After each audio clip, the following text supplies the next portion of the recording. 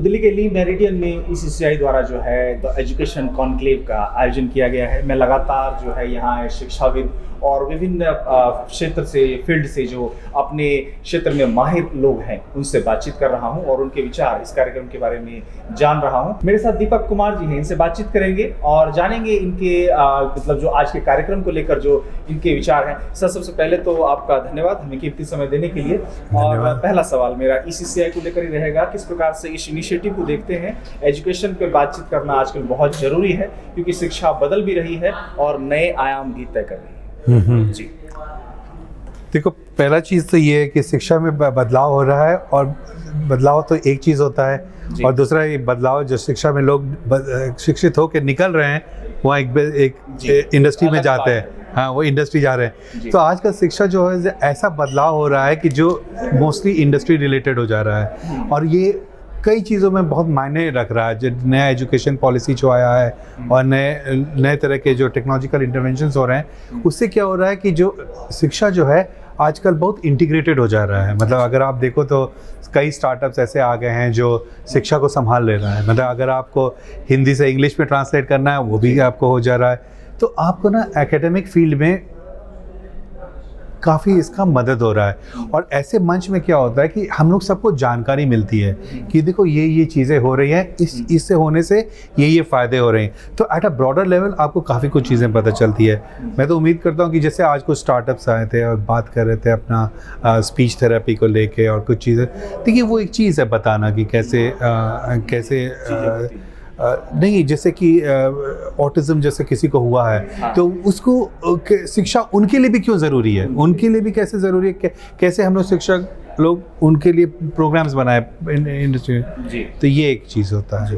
और जैसे कि एक सवाल और भी है कि आजकल के जो यूथ्स हैं, अब जैसे स्टार्टअप्स की बात होती है और काफ़ी अच्छे स्टार्टअप्स भी निकल कर सामने आए हैं। अगर आप पिछले 10 सालों में देखें तो स्टार्टअप्स में बहुत सारे जो है वो नई चीज़ें भी देखने को मिल रही हैं। और वैसे लोगों को आप क्या, मतलब यंग एंटरप्रेन्योर्स हैं या फिर वैसे स्टूडेंट्स को क्या कहेंगे जो काफ़ी कुछ नया करना चाहते हैं बट उन्हें एक दिशा की ज़रूरत है? अगर आप अपने एक्सपीरियंस के हवाले से उन्हें एक मतलब कि सलाह या मशवरा दे सकें। तो ये बहुत अच्छी चीज़ है। एजुकेशन सेक्टर में काफ़ी ज़बरदस्त इंटरवेंशंस और काफ़ी अच्छे SaaS बन रहे हैं, काफ़ी अच्छे सॉफ्टवेयर बन रहे हैं जो हेल्प करेंगे एजुकेशन सेक्टर में।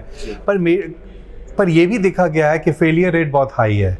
ये भी मतलब ये कि लोग प्रोडक्ट बड़ा अच्छा है लेकिन लोगों को ज़रूरत नहीं महसूस हो रही है। तो मेरा आपसे मेरा जो फ्यूचर एंटरप्रेन्योर्स हैं एजुकेशन सेक्टर में, मेरा उनसे अनुरोध है कि एक्चुअली वो पहले समझें एक्चुअली ऐसा कौन कस्टमर्स को कौन सी नॉलेज नीड्स चाहिए। एकेडमिक गेस्ट पैनल से बात कर रहा था तो उन्होंने मुझे कहा कि कुछ भी शुरू करने से पहले आपका उद्देश्य आपको पता होना चाहिए। और जैसे कि आप नीति बनाते हैं, निर्माण उसी तरह का शायद होता है। या कभी क्या उद्देश्य तो एक चीज़ होता है, उद्देश्य सब लोग अपना उद्देश्य बना सकते हैं और अपना उद्देश्य से काम कर सकते हैं जी। लेकिन अगर आप एक प्रोडक्ट बना लेते हैं और उसकी ज़रूरत ही नहीं महसूस होती है तब तो बड़ी गड़बड़ हो गई ना। आपने पैसे लगा दिया, समय लगा दिया। तो कभी क्या होता है कि उद्देश्य एक चीज होता है। पहले चाह रहे हैं कि मार्केट की नीड को समझ, पहले आप समझिए कि मार्केट में ज़रूरत क्या है क्योंकि एजुकेशन सेक्टर में बहुत खास चीज़ें आती हैं, जैसे बहुत निश चीज़ें आ गई हैं। क्या ज़रूरत है और उसकी मार्केट साइज़ क्या है? क्योंकि अगर आप पैसे लगा रहे हैं स्टार्टअप बन के, समय लगा रहे हैं, पैसे लगा रहे हैं, तो उम्मीद करते हैं कि वो सक्सेसफुल हो। यही आप उम्मीद करते हो ना। तो इसके लिए क्या ये उम्मीद मैं भी यही चाहता हूँ, यही मेरा राय है कि अगर आप स्टार्टअप करना चाहते हैं एजुकेशन सेक्टर में तो आप अच्छी तरह मार्केट को सर्वे कर लीजिए। बहुत बड़ा, बहुत वर्जिन मार्केट है, अभी भी बहुत स्कोप है और आप बहुत अच्छी तरह कर सकते हैं। बिल्कुल, बहुत बहुत धन्यवाद आपका हमें कीमती समय देने के लिए।